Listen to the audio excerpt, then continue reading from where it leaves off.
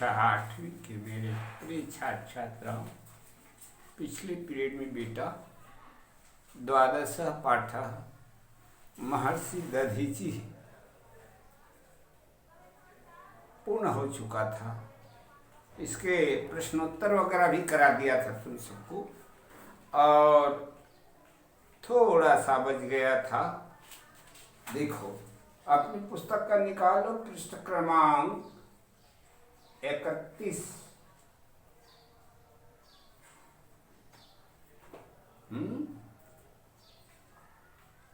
प्रश्न क्रमांक आ जाओ चतुर्थ है कि तृतीय से बता देता हूं। देखो ऐसे तृतीय बता दिया था, है ना? फिर से देख लो, संस्कृत में अनुवाद कीजिए। हैं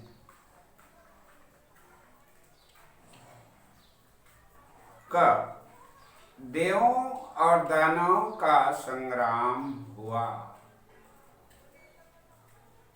देवानाम दानवानाम संग्रामम बभू। ठीक है। ख भगवान आप हमारी रक्षा करें। भगवान भवत अस्माकं रक्षां कुरु। ग परोपकार सज्जनों का धन है। परोपकारा सज्जना नाम धनम अस्ति। घ इंद्र ने वृत्तासुर का वध किया। इंद्र वृत्तासुरस्य वधम कृतम।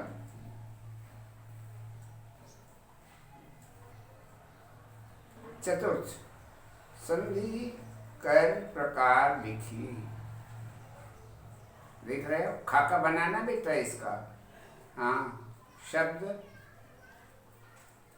उसके बाद विच्छेद, उसके बाद विकार और नाम या प्रकार। परोपकार पर धन उपकार परोपकार। आधन उ बराबर ओ गुण स्वर संधि। शिविश्च शिवी धनच ना, शिवी धन च। ये विसर्ग जो है श में रूपांतर हुआ है, शिविश्च हो गया, और ये कहलाएगा विसर्ग संधि। तुमको पहचान बताया ना बेटा, संधि का क्या पहचान? प्रथम पद या पूर्व पद के अंतिम वर्ण पर हमारा ध्यान आकर्षित होता है। यदि उसमें हमने विसर्ग लगा दिया तो समझ जाओ संधि का नाम होगा विसर्ग संधि। यदि उसमें हमने हलन या अनुस्वार लगा दिया तो वो संधि कहलाएगा व्यंजन। ये दोनों यदि नहीं है प्रथम पद के अंतिम वर्ण में तो समझ जाएंगे कि वो जो दिया गया संधि है वो स्वर संधि है। अब स्वर में तुम लोग जानते हो स्वर के 8 भेद हैं, है ना? तो उसमें कौन सा स्वर है ये भी ध्यान रखना। जैसे कि अभी तुम लोग बताया परोपकार गुण स्वर संधि। आधन उ बराबर ओ, ये ऐसा हैं। व्रतोपकारो व्रतोपवारो व्रत धन उपवारो। ये व्रतोपवासय है ना, व्रत धन उपवासय व्रतोपवासय। ये भी बिल्कुल उसी तरह से है। किसके अनुसार? परोपकारा की तरह आधन बराबर हो हुआ है, गुण स्वसंधि है। एवं उक्त्वा, एवं और उक्त्वा, ये प्रकृति रूप संधि है। पंचम महर्षि है, महाधन ऋषि है, महर्षि है। तो इसमें बेटा बड़ा और री मिल करके अर बन गया। इस तरह से ये जो है क्या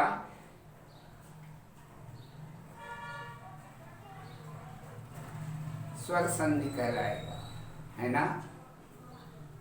कौन सी स्वर होगा जानते हो? गुण स्वर। आ जाओ पंचम समास विग्रह कीजिए। कपोत रक्षायै, कपोत रक्षायै, है ना। कपोतस्य रक्षायै, कपोत रक्षायै, ये षष्ठी तत्पुरुष है।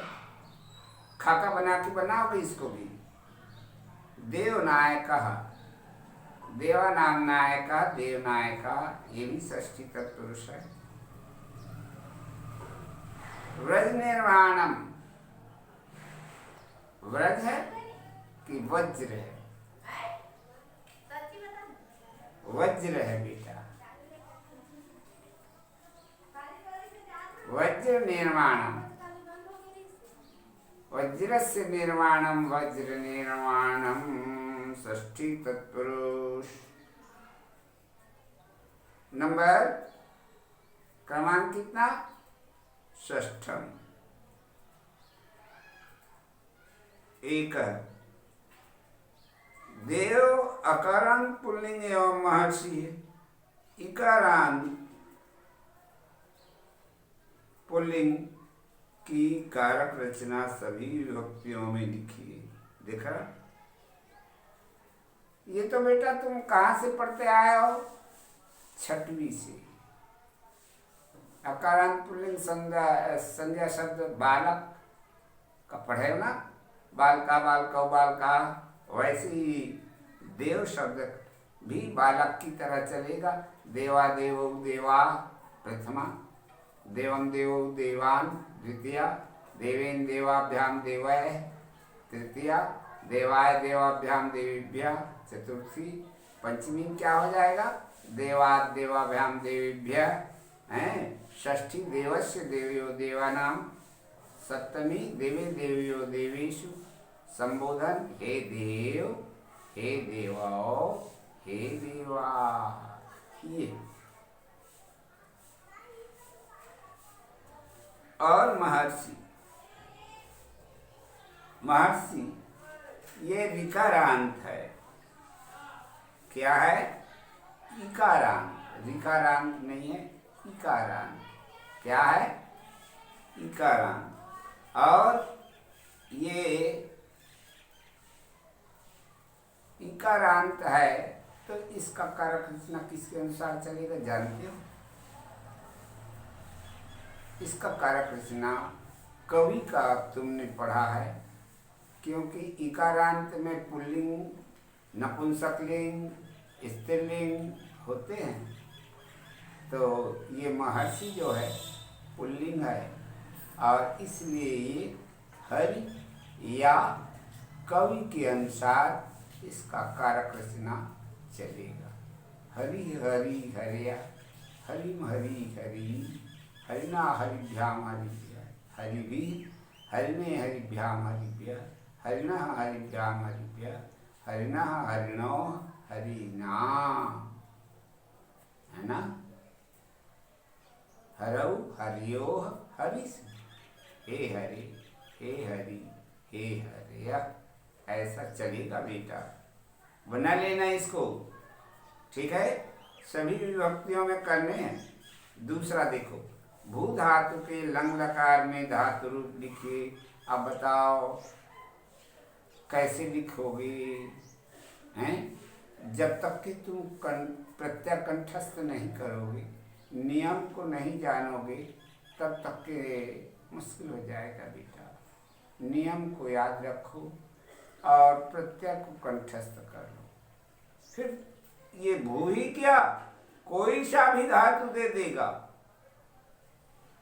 तुम स्वयं बना सकते हो रूप, रटने की जरूरत नहीं। भू का रूप लंग लकार कहता है। अब जानते हो भू का वैकल्पिक भाव होता है? प्रत्यय भाव में लगेगा, है ना। अब भाव तो है, अब देख रहे हो कि लकार कौन सा दिया है, लंग, और लंग में विशेष रूपांतर होता है, आगम लग जाता है धातु के पहले, तो भाव का अभाव हो गया, और आगम लग गया बेटा, अभाव हो गया। अब अभाव में प्रत्यय बिठाओ दो, क्या, अन्य पुरुष एक वचन लंग लकार का, तो तताम अन, क्योंकि एक कौन से क्या कहते हैं पद की धातु है, आत्मने पद की नहीं है, ये परस्मै पद की धातु है, तो इसमें परस्मै पद के ही प्रत्यय बैठेंगे। इस तरह से अभवत, अभवताम, अभवन ऐसा हो जाएगा, है ना। अभवा, अभवतम, अभवत, हैं, अभवम, अभवाव, अभवाम, ऐसा इसका धातु रूप या काल रचना बनेगा। नंबर 3 कहता है दा धातु के लिट लकार में धातु रूप लिखिए। देखा, ये दा धातु जो है, जैसा कि तुमने दा का यच्छ होता है, दा का क्या हो जाता है वैकल्पिक यच्छ, जैसे भू का भाव वैसे दा का यच्छ हो जाता है। और इसका भी कारक काल रचना तुम किस में करना है, देख लो ध्यान से, लिट लकार में करना है, जिसमें प्रत्यय जो है क्या चलेगा, मूल रूप में ही चलेगा। याद रखना, दा धातु का जो है विशेष रूपांतर होता है, विशेष प्रत्यय लगते हैं, है ना। और इसको बड़ी बारीकी से बनाना बेटा। ये पाठ पूर्ण हो गया। आ जाओ अब त्रयोदशा पाठ। त्रयोदशा पाठ रामगिरी है, रामगढ़म, है ना, रामगिरी है। इसका देखो चित्र दिया हुआ है अपने कॉपी में, पुस्तक में, देख रहे हैं ना। छत्तीसगढ़ प्रदेश से उत्तर दिशायाम दिशि मुकुट इव सर्वभुजाम मंडलम स्थितमस्ति। देखा, छत्तीसगढ़ प्रदेश के क्या, छत्तीसगढ़ प्रदेश के उत्तर दिशा में मुकुट के समान सरभुजा मंडल है, स्थिति है, स्थितम अस्ति, ठीक है। रत्नगर्भ भूभागोयम वंशोभामपि धारयति। इसके गर्भ में क्या,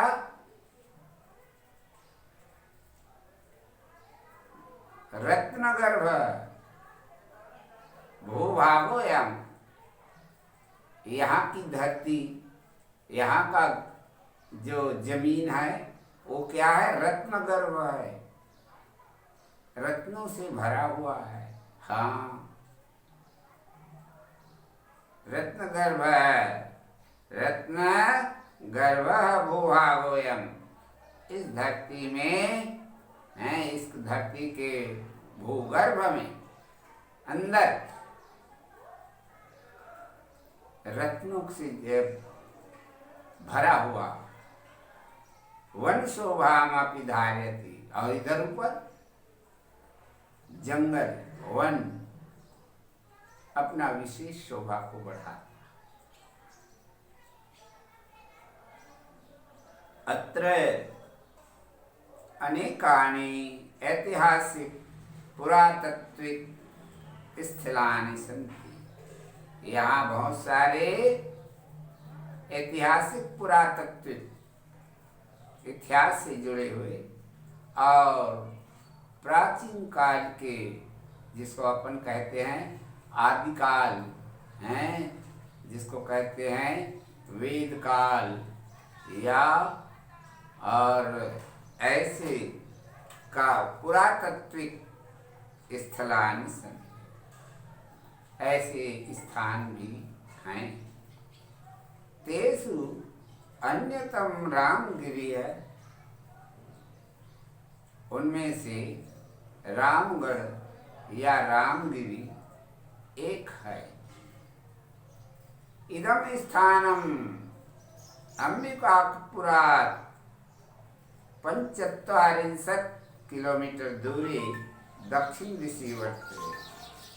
इसके अंबिकापुर से, है ना, 45 5 अर्थात 45 हैं, क्या 145 किलोमीटर दूर दक्षिण दिशा है। रामगढ़ पर्वते हस्ती पोला, हाथी पोल जिसको लिखा, सीता वेंगरा है, सीता वेंगरा, जोगी माड़ा, लक्ष्मणे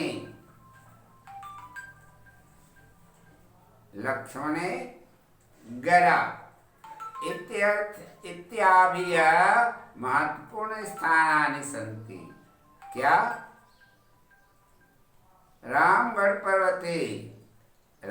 पर्वत में हस्ती पुल, हाथी पुल, सीता वेंगरा, है ना, सीता की वेंगरा माने माड़ा है, जोगी माड़ा, है ना, लक्ष्मण